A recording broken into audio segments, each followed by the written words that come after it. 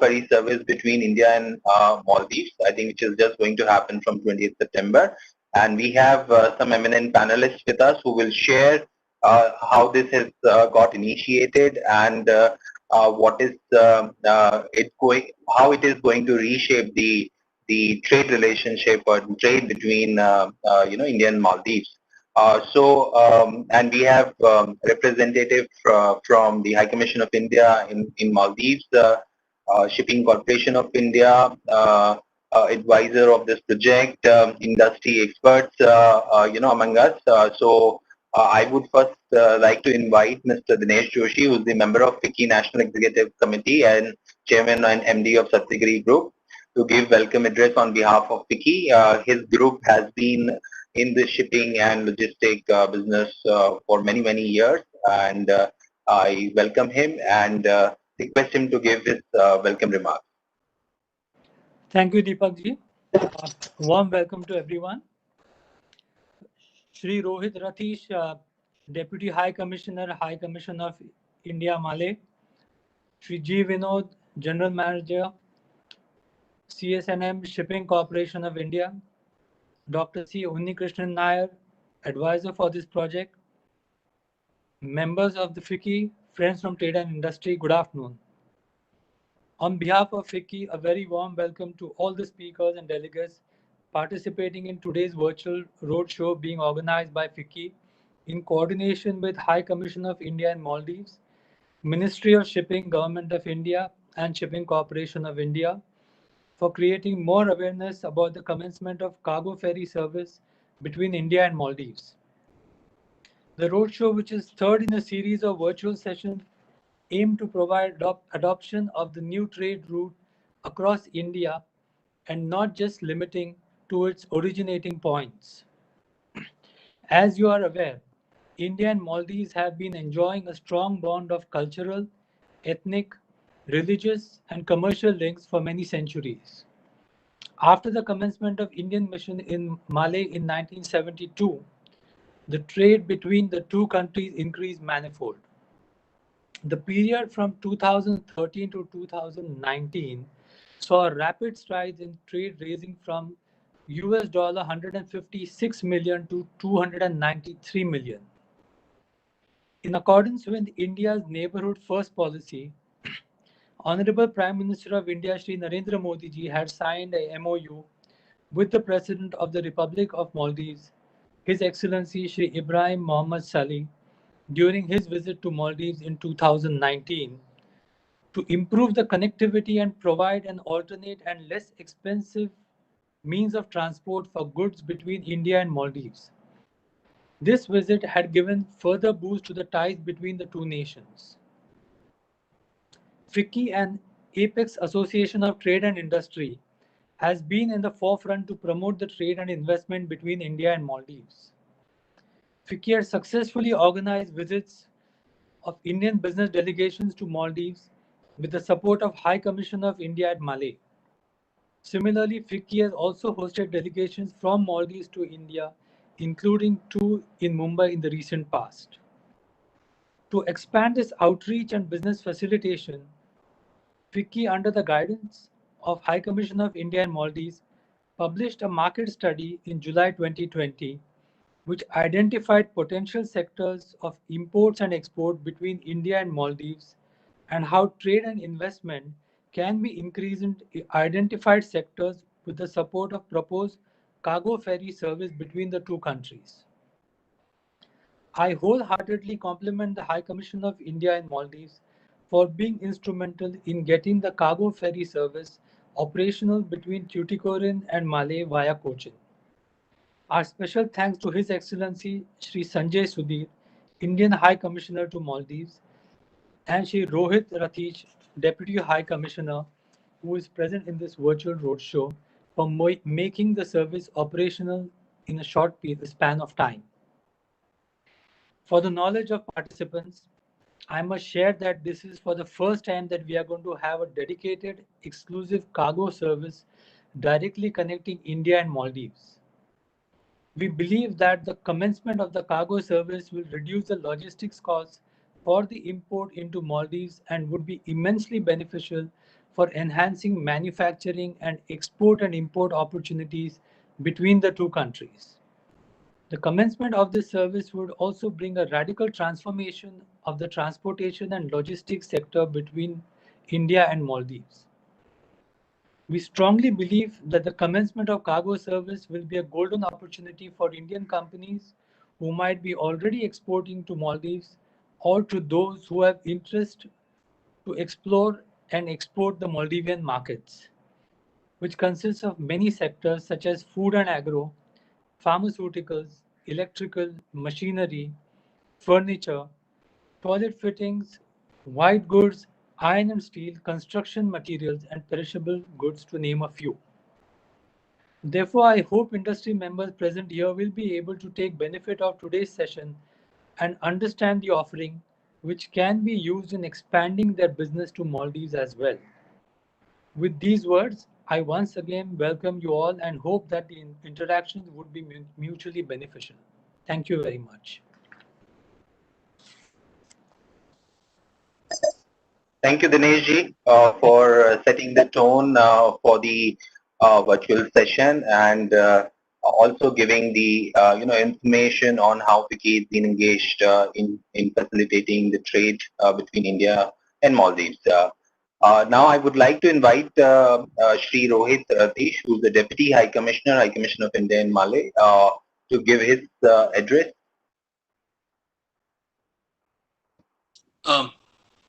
Thank you, Deepak. Can you hear me? Yes, you can hear you. Right. Thank you from High Commissioner for playing a very key part in the ferry service. Intervention very brief. Why we think the cargo ferries situated in the context of present day economic relations between India and Maldives, and then also why we think those listening part of it. One of the which was transformation. In fact, we feel that cargo ferries that we are doing, we are talking upon this adventure that we are traveling upon on, I think, is a transformative tool. India and Maldives share close relations. We've enjoyed cultural affinities over centuries. Our peoples have traded with each other. The exception of possibly 2 or 2018, political relations have also been excellent. But what we are setting forth to do today with the Maldives is transformation. Today, with the government of President Ibu Soli, Prime Minister Modi, is integrating the two peoples across the ocean and also regional security. I just want to give you a few highlights of what relations today looks like. India follows a neighbor, and the government of President Ibu Soli policy spirit. Next, we have announced lines of credit worth $1.2 billion mega infrastructure project in the recent past. These projects span connectivity, including ports. We are building a cricket stadium, and we are trying to establish a cancer hospital in and we are not to the capital city, but we are also doing projects across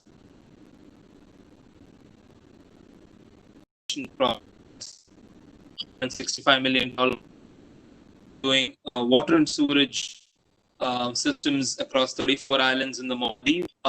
We are the public sector official storage and processing.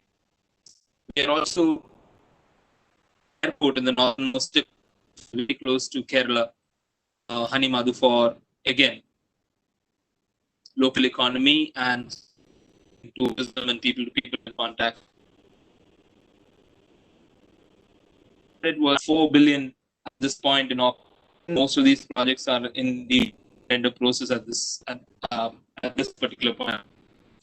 We are also doing grants funded by the Indian taxpayer across islands, the Maldives. These are community small projects, but they have great value to the communities of these islands. We're also doing extension building for across industries, across sectors, be it in finance, audit, customs, police, immigration, service. Um,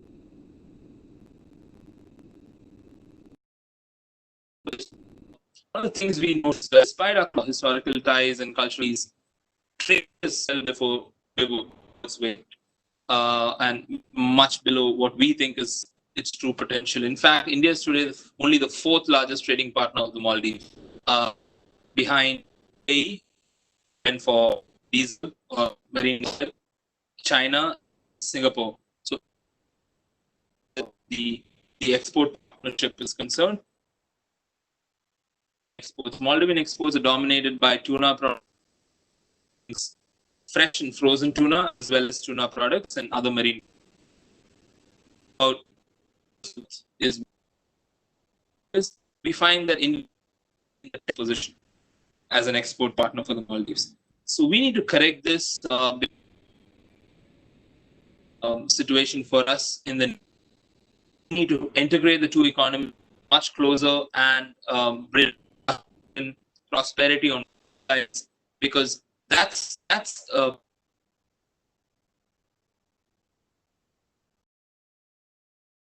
is basically or the under of any partnership between something that the MEA strongly.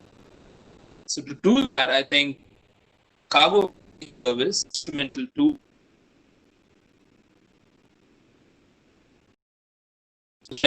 relationship in the near future. Prime Minister Modi visited in November 2008. Came into power. He was the only attended that ceremony.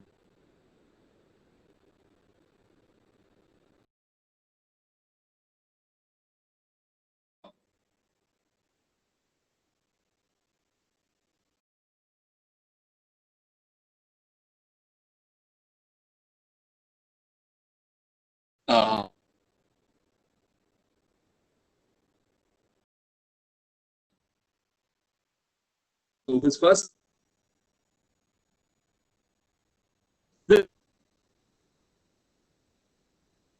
parliament, which we call the, and that address he did, he was very happy and committed to starting a cargo ferry.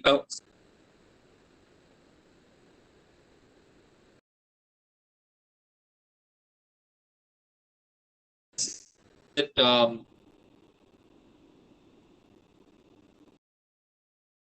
and the Ministry of Transport and Aviation on the go through the Shipping Corporation of India as well as FICCI, which has given us an insight into how to actually operationalize this ferry and what are the dynamics that it would involve.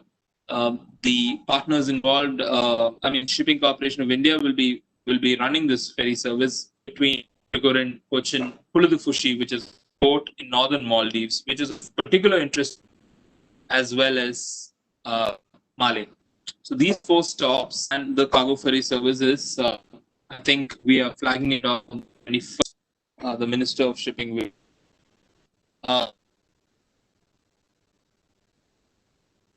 Is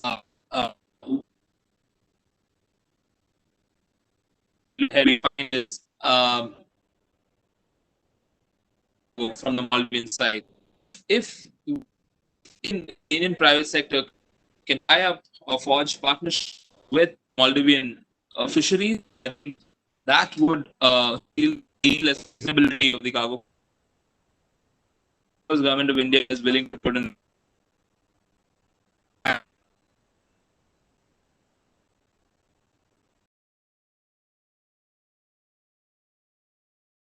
it will run function on the of the economic partnership that we are seeking to establish between countries. Another explores of economy under 5.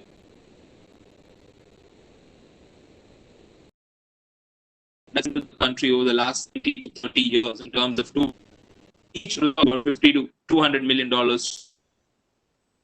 resorts.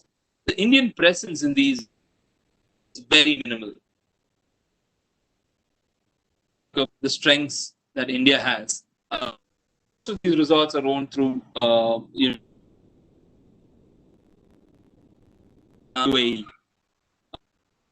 And it's a very lucrative sector.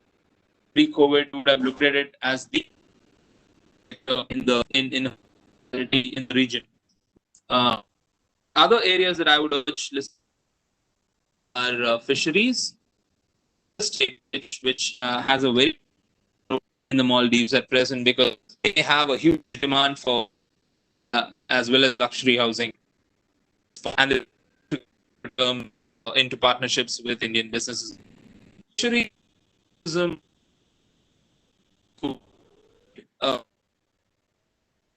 the mega projects that we are initiating here provide this, but we don't want that trade to just these government of India. And those kind of relationships that investment is something that we build out.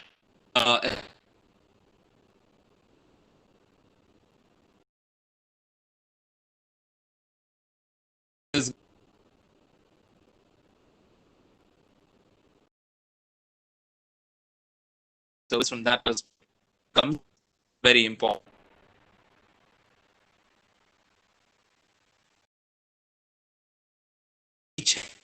For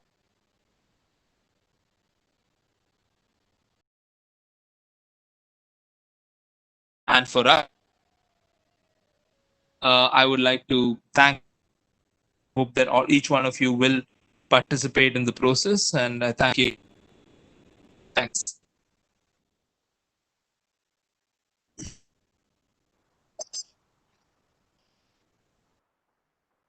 Thank you, Mr. Rohit, for giving us an overall overview of how India, Maldives, trade relationship, social relationship, people-to-people relationship is progressing, and how governments are involved in it.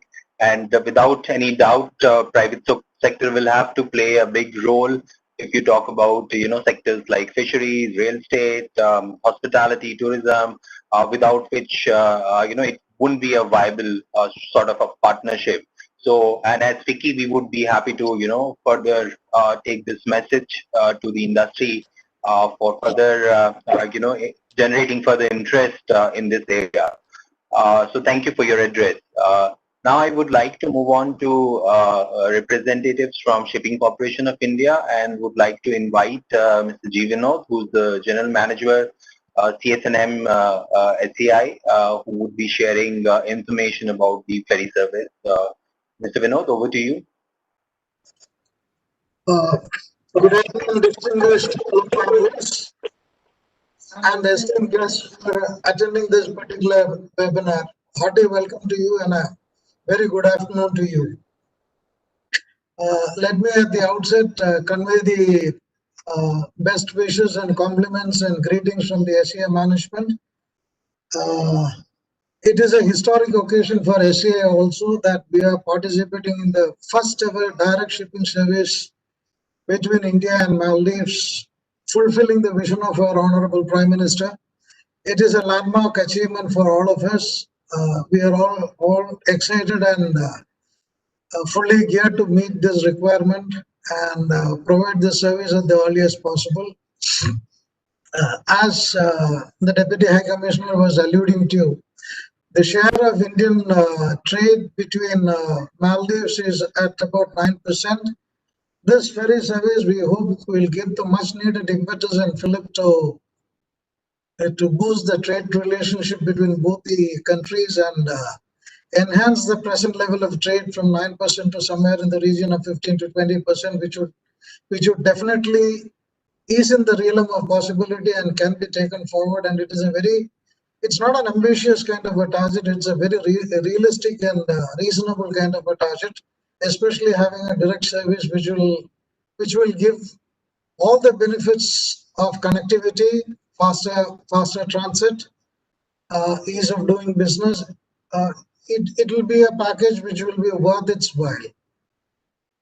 So, as we have already explained, it will not only be our aim is not only to give connectivity from the originating ports, but we have plans on the anvil to give a pan-India based kind of connectivity. Plus, we are already aggressively campaigning with our European agents as well as our Middle East agents to make a significant contribution to the volumes and the cargo availability for this particular service. As such, I would request all stakeholders involved, not only from the government side or from the initiator side, but from the entire trade, maritime and trade fraternity to lend us all possible support to make this a commercially viable and a self-sustaining kind of a service. And we seek your wholehearted support for this particular service.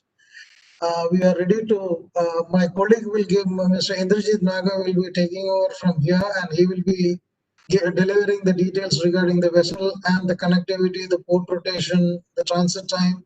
The details will come from him, and we are available for answering any queries or doubts that you have on the service. Thank you very much, and over to Indrajit. Good afternoon, everybody. I will take you through various practical aspects for this service. Objective of this service is to run a direct cargo service between India and Maldives to boost the trade between two countries. It's a milestone initiative taken under Neighbor First policy, Government of India. One vessel for this service, and the vessel name is MCP Linz. The port rotation for this vessel is Tuticorin, Cochin, Kuldufushi, Male. And the round voyage is about 14 days. The vessel specs I could have given to you, but I will give the major points like reefer plugs. We have got 60 reefer plugs on this vessel. Cargo carrying capacity is about 200 TEUs and about 3,000 metric ton of big bulk cargo. Then we are trying to target some containers, some cargo for exports out of India into Maldives. The main cargo includes rice and wheat, grains basically, eggs, iron, steel, construction material, sand, boulders, cloths, fabrics, textiles, toilet fittings, furnitures, medicines, and everything for that matter, which is going from India or from like Middle East or like Singapore, Colombo. We are going to target all that commodities into Maldives.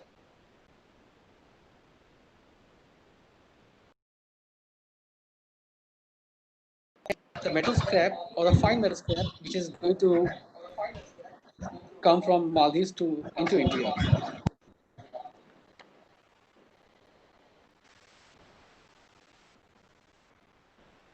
This service has a potential to enhance India's ties with Maldives and help in enhancing India's position in our maritime neighborhood. We are starting this service with an aim that it will open much more options for the for other shipping lines to come and explore this connectivity between two countries. So all the best to everybody for that matter. And we are here to listen from the participants, whatever questions come, and the practical aspects will be explained here itself. Thank you very much.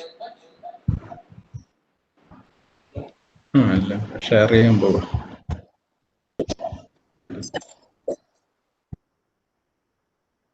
Thank you, Mr. Nagar, and thank you, Mr. Vinod. We will see if participants have any questions post the presentations. Now I would like to invite Dr. C. Unnikrishnan Nair, who's the advisor on this project, to give his presentation on prospects for trade and industry for the cargo ferry service. And he's been deeply involved with FICCI Kerala State Council in doing this report. Savi would like to add anything on this?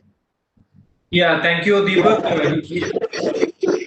Dr. Unnikrishnan was one of the former Chief Operation Manager JNPT. And also just add on some few things from our end also. As you are aware, FICCI did a study on this, executive study on this potential of business between the two countries. And also this is third of the series of the roadshows being happening. We have already finished the Tuticorin in the Tamil Nadu and Kerala, and this third one. Now, of course, when we had the initial meeting with the high-level meeting on 26th with the government officials and the Ministry of External Affairs and the Shipping Ministry, we emphasize that the roadshow at Mumbai is also very crucial because Mumbai being the commercial capital also and the maritime capital of the country. And it is very essential that cargo routed to cargo from Mumbai and nearby place and authenticate cargo also from Gujarat should be also connected to this vessel. So this roadshow seems very significant, and Dr. Unnikrishnan, as you will be taking you to the entire project study of this, which FICCI has come out in collaboration with the Indian Embassy at Maldives. Over to Dr. Unnikrishnan for the presentation. Thank you. On behalf of FICCI, the FICCI team did study a major part of the existing trade between India and Maldives. We thank the High Commission of India, the Ministry of External Affairs, the Shipping Corporation of India in their contribution to the studies. As the Deputy High Commissioner has stated, India ranks number 4 in the import basket of Maldives. We contribute 9.7%. Unfortunately, this figure is there for the last 4 years. We are consistently less than 10%. On the left, we see the export from Maldives. We find that Thailand 36.3%. Thailand is taking 36.3% of the exports of Maldives. The export is mainly tuna. Thailand is 2,600 nautical miles away from Maldives. The raw material tuna travels 2,600 nautical miles, gets processed, and thereafter it moves to, the finished product moves to US and Germany. US is 12,000 nautical miles from Thailand. So the logistics is 2,600 miles raw material transit, process, and 12,000 nautical miles the finished product transit. So this is where, just as the previous speakers said, we have a room for entering and creating value addition. Now, if our business imports tuna from Thailand, that gives return cargo to the newly commencing shipping service as well. So this is an existing flow of imports to Maldives from China, Hong Kong, Malaysia. Things move to Colombo, as well as through the Suez Canal, Jebel Ali, Africa, Mombasa. Everything consolidates at Colombo, and thereafter the transshipment taking $50 to $75 at Colombo, it moves to Mali. So it's a costly logistic as of now. We did a study of 350 major items of import by the Maldives, and the results are very interesting. Sugar, the first line is obviously India has not taken advantage of the proximity. 490 nautical miles is the distance from Indian coast to Maldives. It is as close as that. And sugar import market in Maldives is 45 crores. India exports just 20%. UAE is the major exporter. Pakistan exports more basmati rice than India, despite the longer transit distance. Even though India is the second highest exporter of potato and onions, India is not exporting significantly to Maldives. Some of the major exporting nations have re-exported after importing from India. For example, Turkey imports wheat from India and Russia and exports wheat flour to Maldives. Spice exported by China are in fact value-added products originally imported from India. So basically, this is the spread of items that India can export: value-added meat products, high-value seafood, sugar, retail provisions, fruit juice, POL, chemicals, engines and automotive segments, AC equipments, textiles, electrical goods, etc. FICCI conducted a comprehensive survey with the importers at Maldives. 2 points emerged from the consolidated feedback from importers on increasing purchases from India. We know Maldives has very less warehousing facilities. So reliability in delivery, which means just-in-time delivery, is what they look forward to. And price competitiveness will increase more. Assume serious implications now that the tourism sector of Maldives has taken a beating following the pandemic. This is a breakup. Just as we said, Basmati rice, Indian share is only 37.7%. Pakistan is the leader and market is around 46 crores. Cane sugar, we just export 9 crores out of the 45 crores.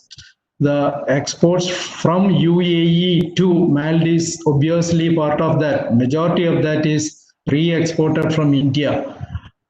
Coffee, the low-end market, low-end coffee is exported by Sri Lanka. Sugar confectionery, Malaysia, even though it is the Indian sweets that are popular in Maldives.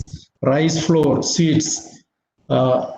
Coming back to cane sugar, Maharashtra sugar cane production, they say it's 73.08 million tons during 2019 and 20, out of which our share to cane Maldives is so low. Coming to the vegetables, leeks, tapioca, areca nut, the market is 36 lakhs, 12 lakhs and 12 lakhs. The meat with bone, Australia, 6,000 nautical miles away. Australia is sending competitively to Maldives, and with a little market intervention from Indian side, the market can be diverted to our shore. Vegetables, our share is only 20%. UAE is the leading exporter to Maldives. Obviously, rebranded Indian vegetables are going to Maldives. Wheat flour, just as we said earlier, Turkey is the main leader. Spice mixture, China. Broccoli, lettuce, it is UAE. Roasted coffee, decaffeinated coffee, the market is put together 22 crores. These are the high-end coffee brands. We know that coffee moves from India to Italy, and if Italy is the leading exporter to Maldives, it is a rebranded Indian coffee that is going towards Maldives. I just took a slide from the Maharashtra export basket. We export mangoes, grapes, pomegranates, oranges, bananas, onion, lady's finger. Maharashtra employs the best technology: temperature control pack house, packing line, pre-cooling, vapor heat treatment, especially for the Japanese exports to European Union, Thailand, etc. But our presence in Maldives is not significant. This is another major market. Electric fans, table fans, AC with a refrigerator. The market is 100 crores. Leader is Singapore. AC without refrigerator, China is the leader. Exhaust fan, food, conveyor belts, engine for agricultural machine, marine propulsion engine, IC engine, the Pune industrial belt should take note of. Chemicals, we have a 43% share. This is a recent increase.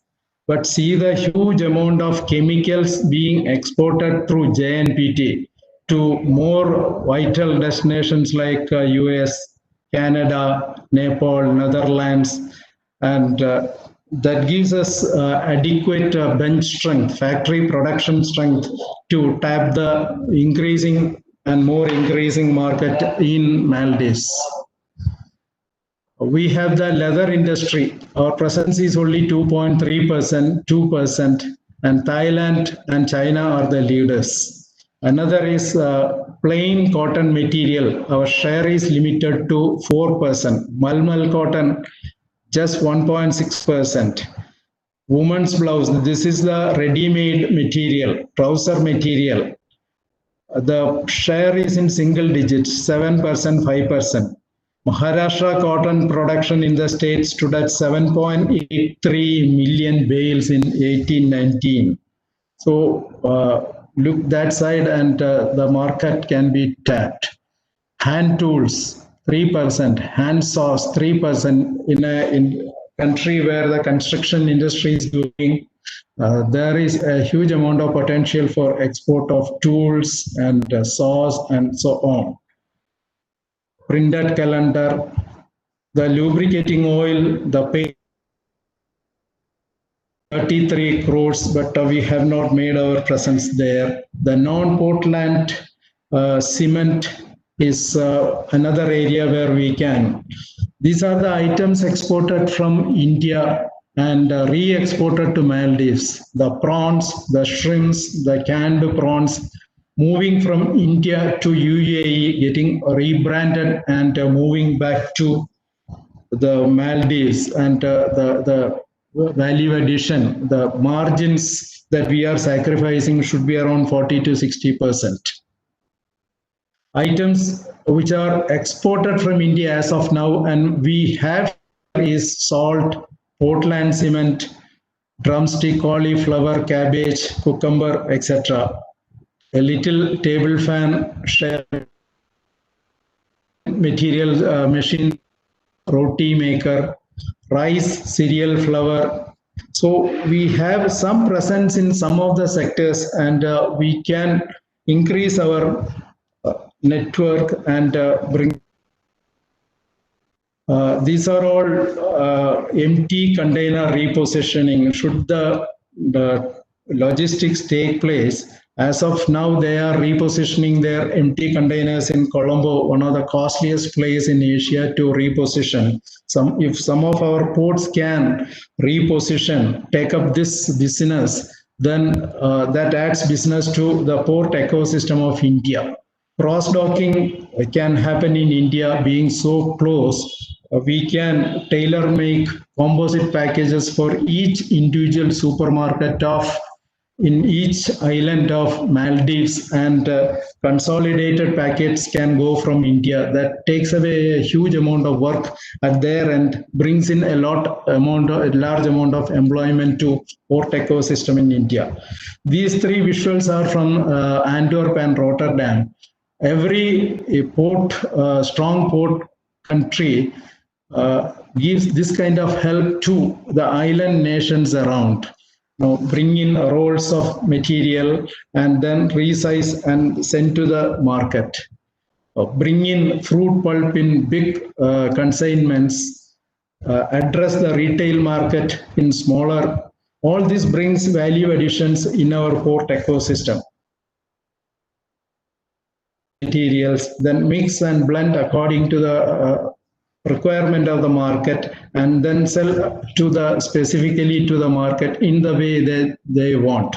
Pasteurizing, packing bananas, all this can come up in our port ecosystem, especially in the free trade warehousing zones that are coming up near our Indian ports. So this brings out a huge amount of opportunities for us.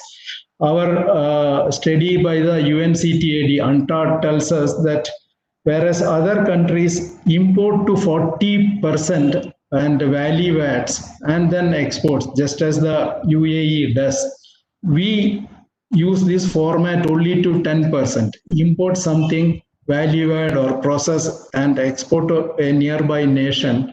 This format, which gives a lot of economic activity to our port ecosystem, India uses only to 10%. So there is room for improvement. So this is the sum total of the study. The more information is available with the FICCI and with the arrival of the new shipping service with the commissioning, with the support of the Ministry of External Affairs, and with strong support, the existing share of 9% should go up to 30% in a matter of 5 years. Thank you.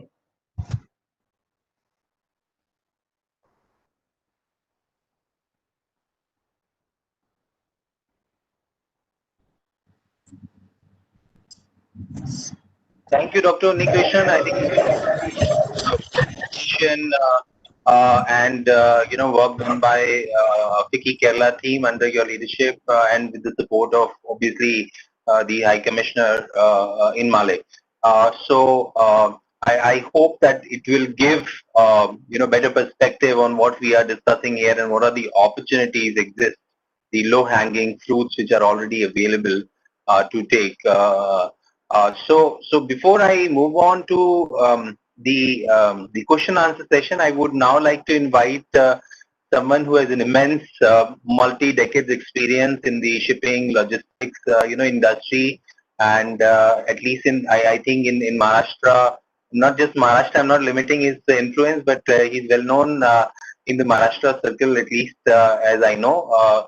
So I would like to invite Mr. Shantanu Bhatkamkar, who's currently president of AMTOY and the MD of ATC Global Logistics, to give his perspective that how services can transform the trade between the two nations, and I'm sure he will have certain experiences to share as well. So Mr. Bhatkamkar, over to you.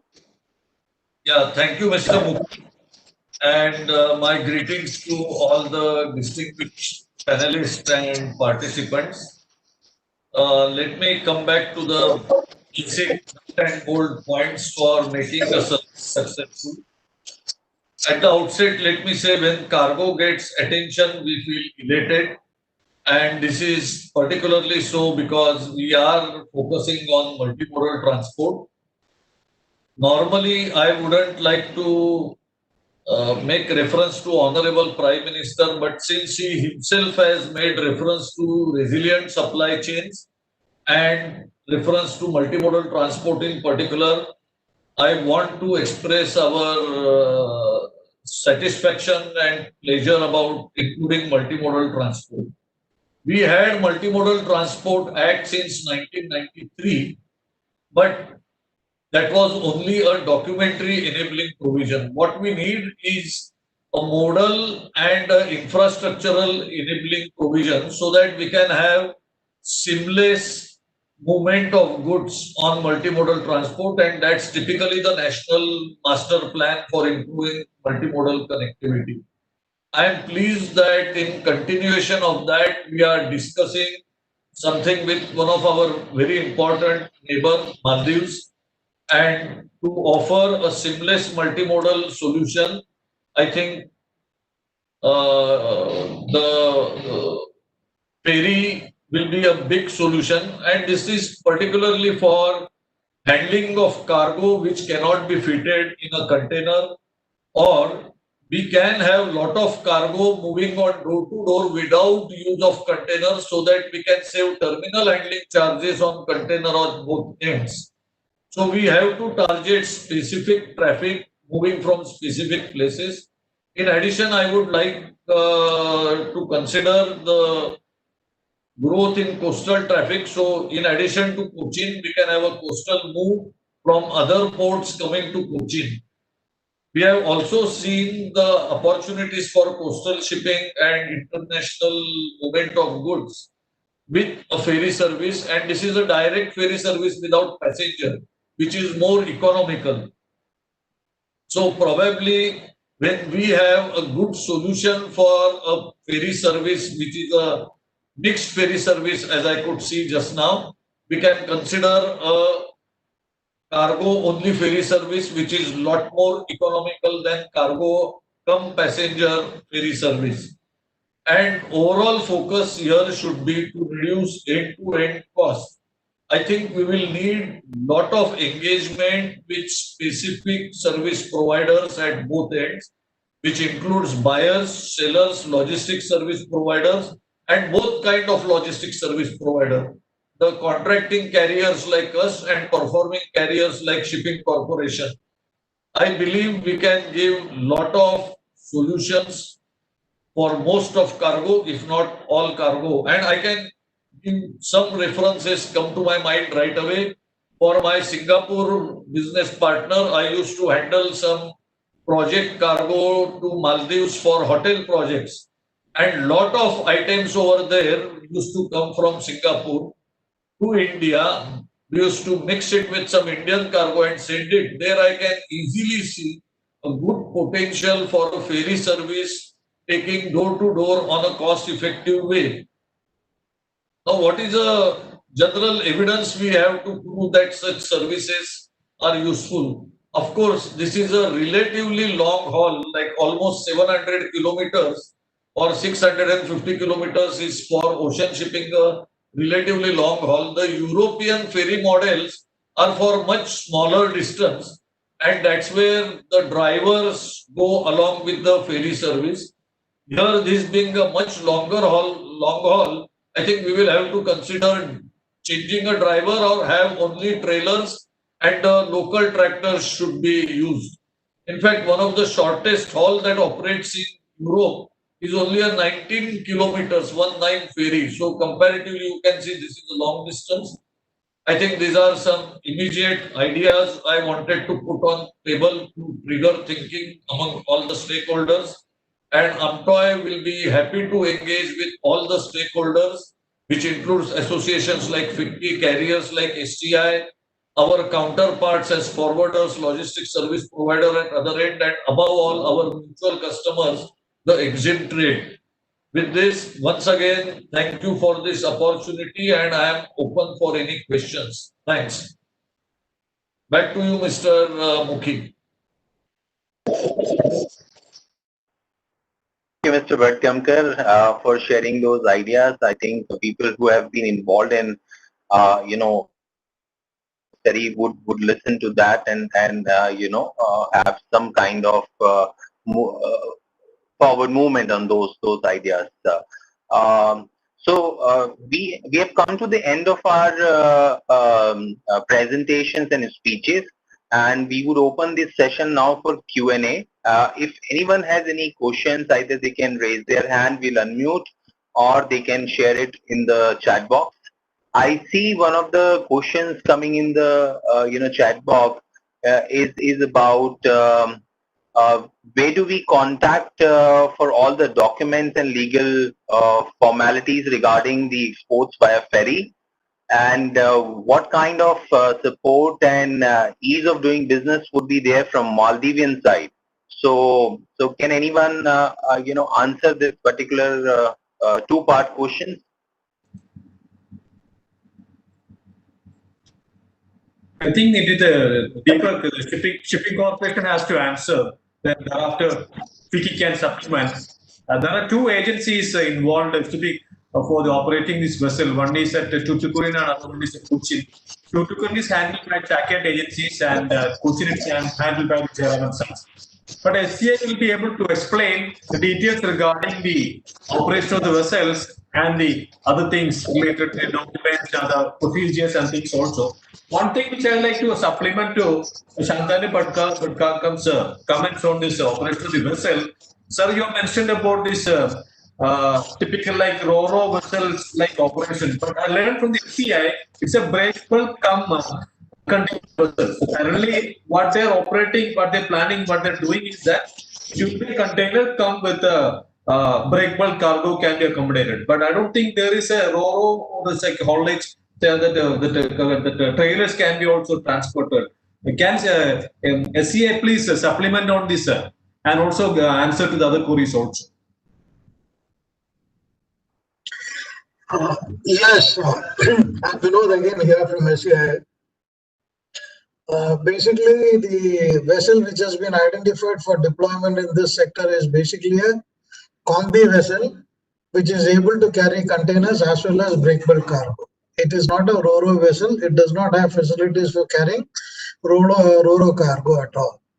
The second aspect is basically the agency arrangements which are in place. As Mr. Savio has said, We have got agents at Tuticorin who are basically Chakyat agencies, and Jairam and Sons in Cochin who will complete and assist in all matters relating to freighting, documentation, container releases, any other requirement for any marketing support, any other requirement for converting your cargo into shipments.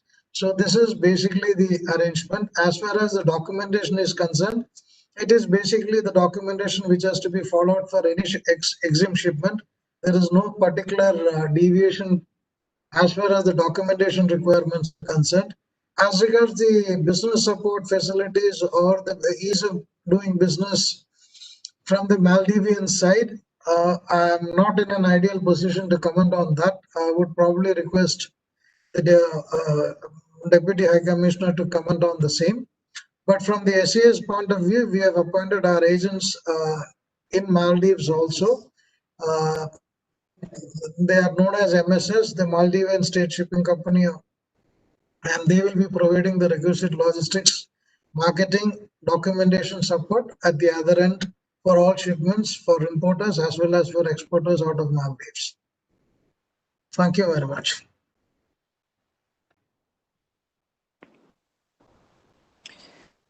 Deepak ji, may I come in, please? Please. Yes. So my compliments for the excellent presentation by Dr. Unikrishnan Nair and Mr. Vinod and all the panelists. My question was that, so looking at the trade, which is not that much, the share of India as compared to the other countries. So do you think that along with cargo, there would also be a possibility of a passenger ferry between India and Maldives, because that could increase the tourism and investments also to a great extent? Sir, I am a Christian. I will give the answer for that. Sometime back, this aspect was studied, and we found that as of now, we have flights from South India, especially Bangalore, Chennai to Maldives, Mali airport. The flight takes 50 minutes, 50 minutes, and the charges by the low cost airlines operating in that sector was around 4,000 to 5,000 rupees. Should a ferry be started, ferry should take about 36 hours, and the fare should be something like 3,000 to 4,000 rupees. So the gain by switching over to a ferry is 1,000 rupees, but you incur additional 30 hours of travel, that too in the open sea. So it was considered that a ferry may not be feasible in the long run, considering that at least 5 months we will be off due to the monsoon, due to the turbulences. The major flow from Maldives to India is for medical tourism. So they would prefer a 1 hour journey at maybe 4,000 to 5,000 rupees rather than a 36-hour journey at a saving of 1,000 rupees. Thank you, sir. Thank you for that. Thank you. There is another question which has come. It's talking about how faster is this from the normal transit from JNPT via Colombo to Male. It's cheaper than container, and can it be used for frozen foods? So I think perishable was written in that. So can someone answer this question? Yeah. Shall I come? We are using Tuticorin to Kuldufushi and Male, and the target is 2 to 3 days transit time. So perishables and reefers are always welcome. And we are also trying to accommodate one gate open containers like vegetables, onions and potatoes. And we are getting some inquiries in this. So I feel that is also the way forward for vegetables. And as said, reefer containers can be connected within 2 to 3 days going forward. Thank you. But I think his question was in terms of in comparison to JNPT, Colombo, Male, how faster this would be if this particular any time difference you can say 2 to 3 days. I don't know what it takes from JNPT. I mean from via Colombo, how much time it takes currently. Sir, in case it's from Cochin Tuticorin to Colombo, then transshipment one, I mean, it depends on the connectivity from Colombo as well. So if it is same day or next day, that is additional 2 days. If it is next week, then it goes for one plus whatever number of days ahead. Same thing goes for cargo flowing from JNPT. So direct service from Cochin Tuticorin to Maldives, Kuldufushi and Malé, that is always faster than the transshipment port. This is our take right now. Thank you. Okay. Okay. Anyone else from the audience would like to ask any question? We can unmute them as well in case you don't want to type in the chat box or Q&A box.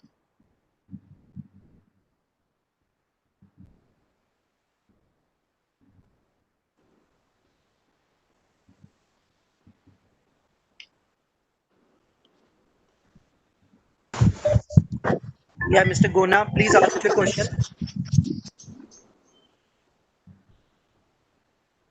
The vessel will be berthing in container terminal or breakbulk terminal. Vessel, is it going to be in container for container loading? Will be to container terminal or breakbulk terminal? Sir, for the first voyage, it is taken forward with the port, VOC Tuticorin and COPT Cochin as well. So we are in discussion for the second voyage, whether we can do the operations at one place.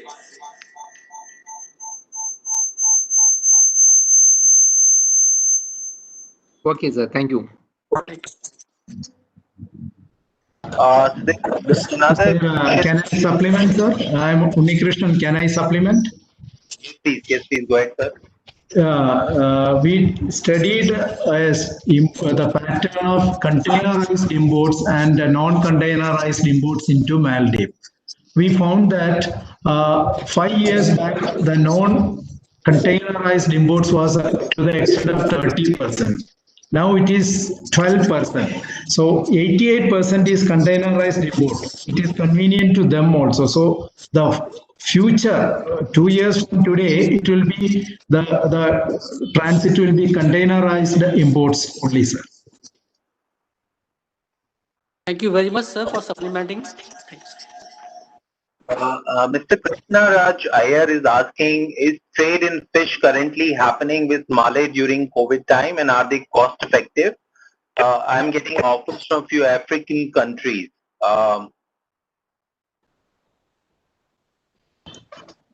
As of now, is not happening between Maldives and India in terms of tuna import. If you have got some good offers African countries, I suggest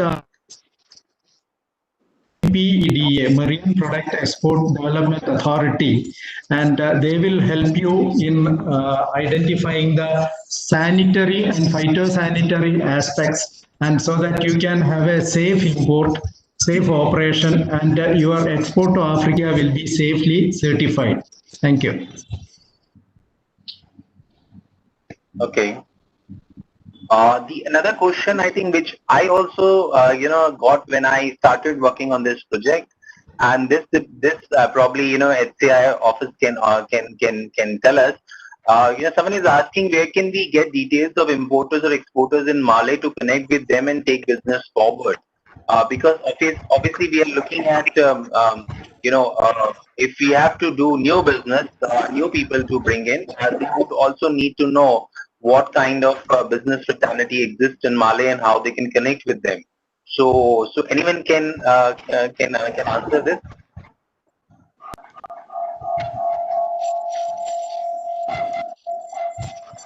Sir, the key import agency is Maldives is the State Trading Organization, STO. They make the bulk purchases.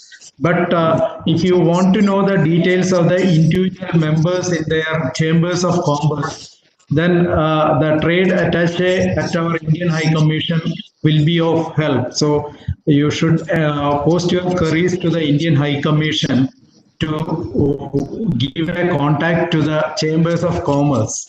The key main agency is STO. They send out their tenders which you can respond to, but beyond that, a lot of retail sales is happening. And Deepak, can I add to what the communication has already said? There's also data available with the customs at the Maldives also.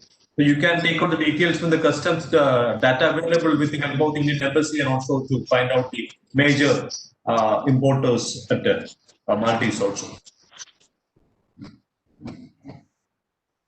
Okay. Anyone else? We are coming close to the time of closing this session. However, we'll be able to take a couple of more questions. If anyone has any questions, please feel free to raise hand and we'll be happy to unmute you.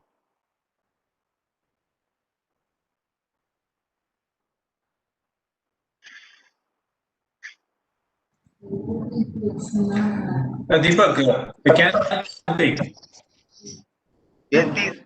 Yeah. This is regarding that one of the members have raised an issue regarding commencing of passenger ferry service or the feasibility, and Dr. Nikishan has already said about the feasibility of the same also. But you know that there was a not passenger ferry, there was a cruise line operating between Kochi, Colombo, and Mali. That was operating a couple of years ago, and unfortunately they stopped due to various reasons. Now, once the media started reporting of the same also, we also received some inquiries from the interested line operators who would like to start a similar service connecting not ferry service, but a cruise line or some kind of vessel service which can connect India and Mali also. I think the trade and the line operators and based in Bombay can also take can find out the actual facts and figures of the same also and the feasibility of the same also, and they can also think about the similar line with the concerned authorities also.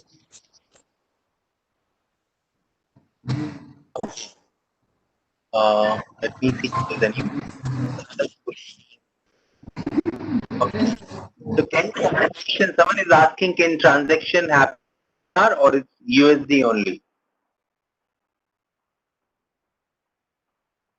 The transaction will be in USD.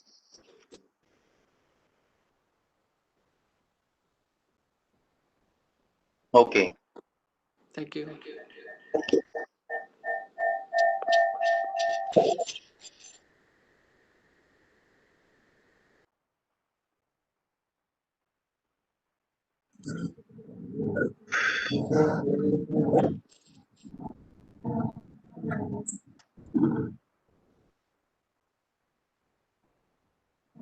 So I think we don't have any further question. And if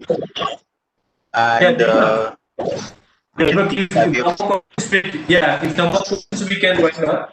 I think one more thing I like to inform the trade and business community that besides the 3 roadshows, FICCI also has given a proposal to the ministry to give continued support to the service. As Mr. Antonio has already pointed out that the first initial months are very crucial to have the consultative mechanism going on with the stakeholders like shipping lines, the steamer agents, the freight forwarders, multiple transport operators, and the port authorities to get things going.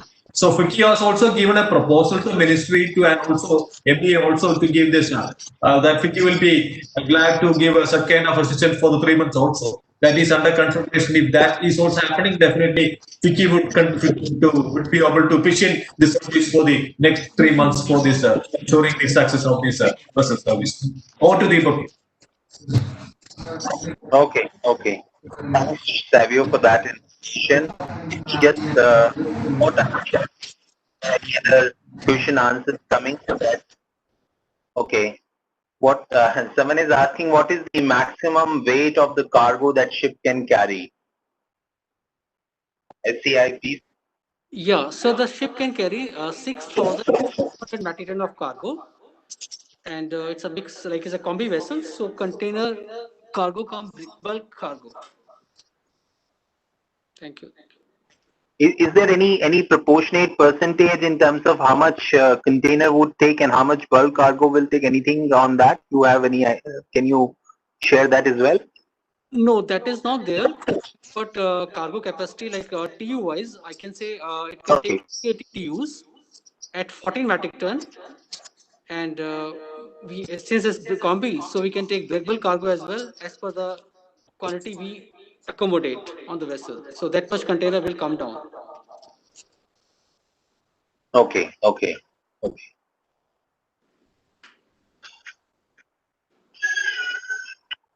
Okay. So I think we don't have any more questions right now. So we would close the session, and I would like to, before closing, thank each and every participant here, including our panelist, Mr. Shantanu Badkamkar, Dr. Unni Krishnan Nair, Mr. Vinod, Mr. Nagar, Deputy High Commissioner, for sharing their valuable inputs, and I hope this will sort of go a long way in terms of enhancing our trade with Maldives. In case you have any kind of other query, you can always Vicky in Mumbai as well as in Kochi. Savio Matthew is the head of the Kerala office, and he can be contacted for any further queries for local things. And if you have any queries with us in Mumbai, you can write to us here in Mumbai office at msc@fiki.com, and we'll be happy to take your queries forward to the relevant stakeholders. And we thank all the participants for spending their time here with us, and I hope that they get some kind of benefit out of this conversation, and especially the subject inaugurated. So thank you very much to everyone, and stay safe, stay healthy. I hope we see a better days, better normalcy coming soon, and normalization of trade as well, with, not just with Maldives but with other countries as well. So thanks a lot. We will sign off from here. Have a good day and good weekend to all of you. Thanks, Deepak. Thank you, everybody. Thank you, Deepak. Thank you, everyone.